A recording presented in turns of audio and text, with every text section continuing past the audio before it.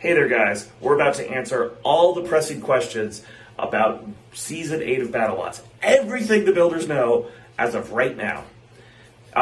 We did an interview with the president of Battlebots, the founder. Unfortunately, while we were recording this, there was a vacuum cleaning the Battlebox, and our audio is much worse than normal. And I know that's saying something because we don't have the best audio here on the Builder blog. But Andy did subtitles for us, so please bear with us. But all the important information is here. Thank you to Greg and Trey for taking the time to sit down and do this with us. Anyway, let's get to it. Hello, Builder blog. We have a very special treat for you today. We are sitting here with the creator of Battlebots itself. This is Trey Roski. And we're here to ask some of the hard-pressing questions I know you guys want to know. People constantly leave comments asking questions. So, are you planning any new hazards for the next season? I don't think so. There are a couple new ideas that we have, and we're looking into them. We have not started building, and I doubt we get them done in time. Now, anything that doesn't make good TV is, and anything we can't clean up afterwards. So we have to have the next fight too. So if you did something that was so, bad to the arena or damn like leave, we couldn't allow you to approve because that would be, how do we hold the next event? How do we make that next event? This year I had a guy from Egypt send me an idea with this hot knife that uses electricity, and it's a knife that will cut through your metal butter, supposedly. And I don't know, it cuts through Hardox, I guess half inch of Hardox like butter. Cut through it. Now, it's an interesting idea. I don't know whether he could actually do it or have enough energy to be able to do it. That's one thing, whether he can do it or not. The other is, what happens after the fight? Now we've got a hot knife. How long does it take to cool? How do I get that robot powered up? How do we get, How do the safety people get it outside? How do, we have to film a TV show. It's very expensive with all the camera guys and all these people that we've got to employ to do that. And you can't go down for 30 minutes or something like that trying to deal with a hot butter knife With the addition of proving grounds, do you think we're going to see more rookies in the next season? With the addition of proving grounds, I hope we see more rookies in the future. Yeah, I think that the real purpose of proving grounds is two things. One thing is to get the veterans like yourself time to practice. My observation in the past was it took you 2 of the 4 free fights, I would call them, to get it together. So many people come in that first fight, they forget to plug something in or get some plug, they put tape on it, something doesn't work right, they turn something on, they forgot to tighten the screws in the wheels, and the wheel falls off the first second. So it takes a couple fights to get those dialed in, even the pros. So this allows you to do that. It also, during the television shooting, the first thing everybody says when they put up is, hey, can I drive in the box? And I'm like, well, if I let you do it, I have to let everybody do it. The other 60 competitors want to. Yeah, 60, 80, whoever, how many of our competitors all want to drive, and test the box, and you can't do that. And they, I understand why. They want to see if the magnets they're using work right, with that paint level and the thickness. They want to see their traction on their wheels. They want to, practice in that dimension, getting that space like you were test driving the other day. So this proving grounds kind of, and veteran fighting, it gives you that opportunity to come play with an audience, which is the adrenaline that I think you don't get anywhere else. Playing out in the street, you kind of drive it around a little or in the backyard, you can do that.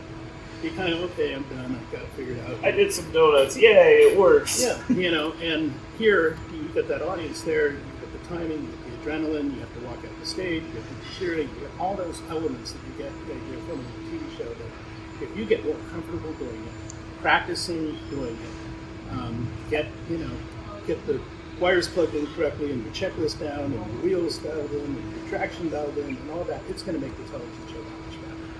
Now the veterans, or the newbies, we have over 1,000 people that have filled out an app to build a battle for the TV show. And in the past, Greg and I and a few friends would pick who was selection committee, who was qualified to come, and it's phone calls and it's knowledge. Sometimes we're going to visit these people and seeing their thing, hearing their story, and there's some of those people that you think, maybe they're qualified, they built this for the military and they do that, and then they show up and they're crap, and you thought, oh, well, they're going to be great builders and they got great sponsors and they, and they're not.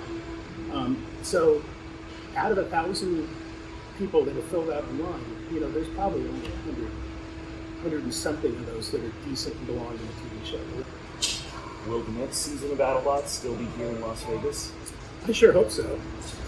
The next season of BattleBots, it better be here in Vegas. Yeah, I mean, it's television's always been a struggle. It's a struggle for everybody. You don't, not just sports shows and, like any show that's on TV. The network people sometimes don't even remember watching their own shows. And here they are deciding what goes on TV and why and how. And, promotion's a big deal and how well the ratings do and, ratings and all that mean, very little today. In the old days, ratings were important. That's all you had. Now you've got this company called Nelson that you don't even know half the people watching it. They put our show up on those online things on Netflix, it's on Max, it's on Discovery Plus, before it ever makes it to TV. A lot of people get up in the morning and they turn that on as soon as they can and watch it there. We don't know those ratings. They don't tell us those ratings. In some cases, they don't know those ratings. So, it's a struggle. And they're always trying to get everything cheaper every year. It comes back and says, okay, we'll do the show, give us 10% less. Wait a minute, is it going to be 10% more? You understand, the robots are getting better, and the arena needs more stuff. and the show is getting better. The editing behind the show, the team we have doing all the editing and production part of it, phenomenal. I think this season was far beyond what we've ever seen before. Just the crispness of the show and the lighting. I will say the final episode of the season, I think, was the best. Season 7. Season 7 was the best episode of BattleBots I've ever watched. Yeah. Arena setup year-round, being able to do these shows, it changes all kinds of opportunities for us. So we can go live for a fight. Imagine that, going live on television for an hour or a last fight or an entire last episode or something like that. That would be amazing. All the stuff that goes into it, people don't realize how difficult that is to organize a plan. And with that many people, being able to slow that down and say, hey, how about we do this group this weekend and this group that weekend, and give you more time to fix it in case you go home. You're going to come back in 3 weeks. Back to your shop where you have everything and you've got time to order something if you need it, or you have a new idea because now you're going up against this one next time, and now you can plan a little bit more strategically and get your robot more dialed in. It's going to make the fight that much better, I believe. So it's not such a rush. There is an option to possibly slow down things, give time for more building and design and engineering, and I think that would change the show quite a bit. Hey Skorpios Builder Blog, Diana here with a new giveaway. We haven't done one in a very long time. This week we are going to give away a plushie. I need you guys to tell me how you would get Zach to finally finish this mount. Winner will get a new plushie. All right, bye. I have one last question for you. I know you get this at nauseum. I get this one at nauseum too. Okay. Let me guess. When's the next season? the number one question asked. Don't know. From the horse's mouth, right here. We don't know. F1. So we're in the middle of the F1 track, and this has actually been very, very stressful since we found out. So when we made our deal here with Caesars for the 3-year run, nobody mentioned F1 or anything else. We made a deal. It's not in our contract. There's, we're doing it nightly for 3 years, no breaks. 5 shows a week is the plan. Has been the plan. And right towards the end, right as we signed, they said, "Oh, by the way, there's this thing called F1 coming in." And we're like, "Huh?" And they go, "Well, we haven't signed with them yet, but And we go, "What is that going to do to us?" And I go, "We don't really know yet, but probably nothing." So I'm like, "Oh, okay, who cares, right?" And since then, they've taken over our parking lots. They've pushed us around. They've redone the streets where people trying to get here are sitting in 45 minutes of traffic to go, 300 feet or whatever, and they can walk faster, and it's just been, it's been very, very difficult.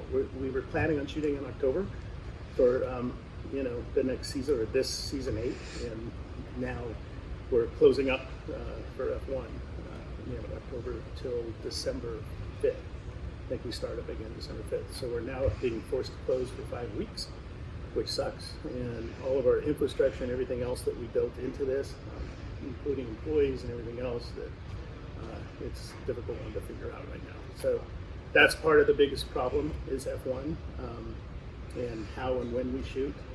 I was hoping we'd shoot January and February, but at this point we need to give the contestants enough time. And so we, and Discovery has there's nothing that makes them want to green light us, as you know, the difficulty we have with them. So they don't, they're the ones with the money, and they're the ones that kind of dictate what they want. And there's no reason for them to tell us anything until they, feel like telling us. And then they expect us to jump through hoops, and you guys to get your robots done. So my suggestion is build. Come to Proving Grounds and prove it if you're new. If you're a veteran, come fill out one of the days and pick somebody you want to go play against, and practice and do that so you get that figured out. I'm sure as soon as that date is announced, everybody's going to want to come, and then we're not going to be able to put everybody in that we want to make sure. But as soon as that date's announced, they say, let's get ready, let's get our robots there and practice and battle again. But April maybe is a good enough time if we know really soon, and we can say we're green lit, these are the dates. That I think would give people a lot of fun. They don't. I think April is a high potential. So we need the green light. Then we got to figure out the best time, for everyone. The arena's set up. The lights are here. The cameras are here. So that part's easier. The box is locked. The lights are on. It's robot fighting time.